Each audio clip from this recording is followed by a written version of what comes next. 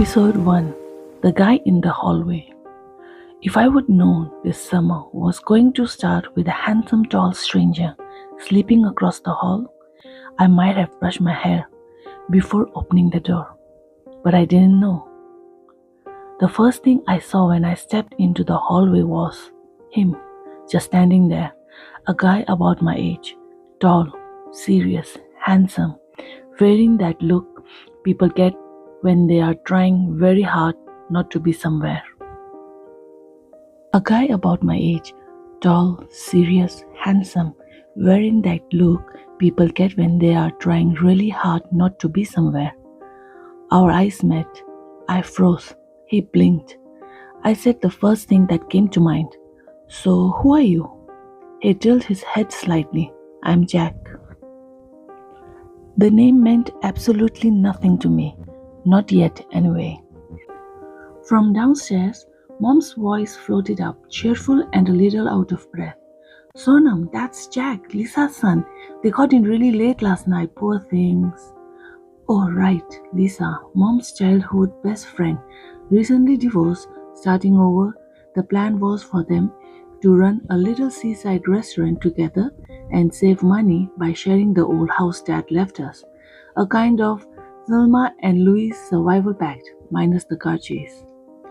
And now her son was here, my summer housemate." I gave Jack a small wave and an awkward smile. "I'm Sonam, welcome to chaos." He half smiled back. "Looks calm so far." Yeah, he clearly hadn't seen the kitchen yet. I don't know why I thought making pancakes from scratch would impress our new housemates.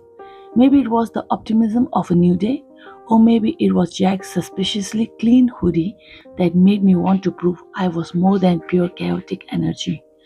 Long story short, I slipped. "Sonam!"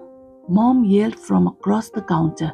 "It's not my fault, I just slipped," I shouted back, flailing as I tried to get my balance, almost slipping again. Jack stood nearby, freshly showered, hair still damp, holding a plate like it was some kind of shield. Lisa came charging in with a fire extinguisher just as the pan on the stove started smoking. But hey, credit where it's due. I reacted fast, grabbed the pan and plunged it into the sink. "Sonam!" Mom yelled again. By the time the smoke cleared and the pancakes were officially declared dead, both moms looked one stress wrinkle away from a total collapse. "Okay," Mom said, brushing her hair from her forehead. "We have got deliveries, supplier calls, and a food safety meeting this afternoon. You two, out." "Out," I blinked. "Out," she repeated, her voice almost bleeding. "Take Jack around town. Show him the beach, the shops. Breathe air that isn't 90% smoke." Jack and I exchanged glances. He looked like he would rather nap in a closet, but I wasn't about to let him sulk through this. 20 minutes later, we were strolling down Main Street, sun high, ocean breeze threading through my messy hair. "That," I said, pointing to a faded blue building with crooked flower boxes, "is the ice cream shop that always runs out of mint chip by 3 a.m. Tragic, I know." Jack gave a polite smile. "Noted.